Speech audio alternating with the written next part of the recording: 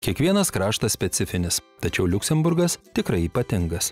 Ir lietuvių bendruomenė šioje nedidelėje vakarų Europos valstybėje taip pat ypatinga.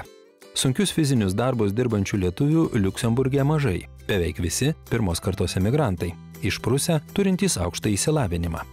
Daugelis tautiečių į Liuksemburgą atsikraustė Lietuvai įstojus į Europos Sąjungą. Ne vienas čia gyvenantis lietuvis gali pasigirti sėkmingą karjerą įvairiose europinėse institucijose. Europos parlamente, Europos komisijoje, Europos Sąjungos teisingumo teisme, audito rūmuose, Europos Sąjungos statistikos tarnyboje ar Europos investicijų banke.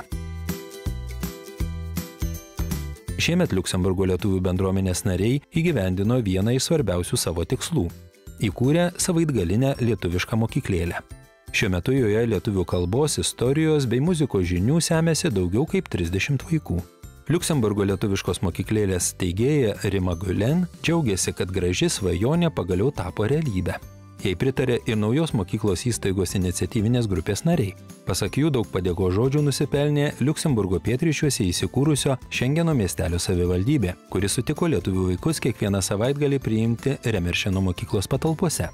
Tad šiandien Liuksemburge gyvenančios lietuvių šeimos džiaugiasi ne tik puikia galimybė leisti savo atžalas į lietuvių kalbos pamokas, bet ir tuo, kad kiekvieną savaitgalį gali grožėtis nuostabiu Remeršeno miesteliu bei jį supančiais vynuogynais. Vaikai eina su džiaugsmu ir mes mokomės lietuvių kalbą, mokomės raidės pažinti, po truputį skaityti, skiemenis dėlioti. Taip pat pažinti aplinką, tai yra pramokėlė mūsų aplinkos pažinimas, kur mes susipažįstame su gamta, su gyvūnais, paukščiais. Ramiai džiaugiasi, kad šeštadienį nėra problemų anksti pažadinti ir atvažiuoti, jie atvažiuoja su kuprinėmis, pilnomis įvairiausių mokyklinių reikmenų. Šis mokyklėlės projektas yra labai svarbus mūsų Liuksemburgo bendruomeniai, kadangi atsiranda vis daugiau mišrių šeimų gyvenančių čia. Tėvai vis dažniau pasirenka vaikus leisti ne į europinę mokyklą, kurioje galbūt vaikas turėtų 1 valandą per dieną lietuvių kalbos, tačiau į viešą liuksemburgietišką mokyklą ar kitą sistemą, kurioje tos lietuvių kalbos apskritai nėra. Todėl šeimose dažnai gaunasi, kad vienas iš tėvų būna tas asmuo, kuris perduoda tą lietuvišką kultūrą, lietuvišką kalbą. Ir tai yra gan sudėtinga. Todėl yra labai svarbu mūsų bendruomeniai turėti tam tikrą išorinį tokį padėjėją mūsų tom šeimom, kas padėtų tą lietuvišką kultūrą ir kalbą perduoti vaikams. Gruodžio 3-ąją neseniai duris atvėrusią Liuksemburgo lietuvišką mokyklėlę aplankė garbingi svečiai. Gražiame renginyje mažiesiems lietuvaičiams buvo įteiktos ne tik saldžios bei praktiškos dovanos, bet ir Lietuvos pirmoko pasai. Širdis džiaugiasi dėl to renginio, kuris įvyko šiandien, Liuksemburgo lietuvių mokyklėlės atidarymas. Iš tikrųjų labai simbolinis gestas iš Liuksemburgo lietuvių bendruomenės pusės.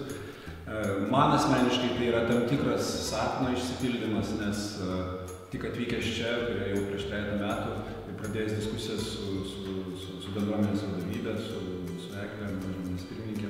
Iš tikrųjų, šita mintis natūraliai kažkaip iškilo mūsų diskusijose, kad Liuksemburgai iš tikrųjų reikėtų palaikyti lietuvybę, nes bendruomenė yra labai iniciatyvi, iš tikrųjų aktyvi ir ko iš ties trūko, tai tam tikros duoklės ateičiai, duoklės mūsų vaikams, kurie gyvens po mūsų, jie perims bendruomenės veiklą, jie turi tęsti tą išskirtinai aktyvų bendruomenės nusiteikimą ir todėl iš tikrųjų kas kitas, jeigu ne mokykla, tradicinė mūsų lietuviška mokykla, kuri suteiks galimybę mūsų vaikams puoselėti tą lietuvybę ateityje.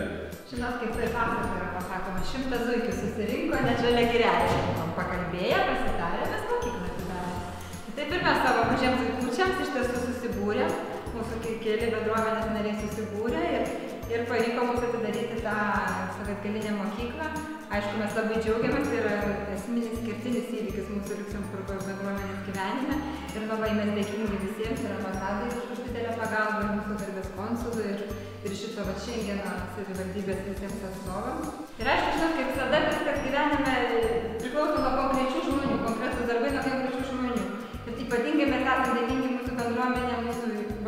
steigėjai Rimai. Jinai subūrė mus, jinai padarė visą tą konkretų darbą, tai jai yra didžiulis ačiū. Po iškilmingų sveikinimo kalbų bei bendros nuotraukos šventė tęsiasi prie gardžių vaišių stalo.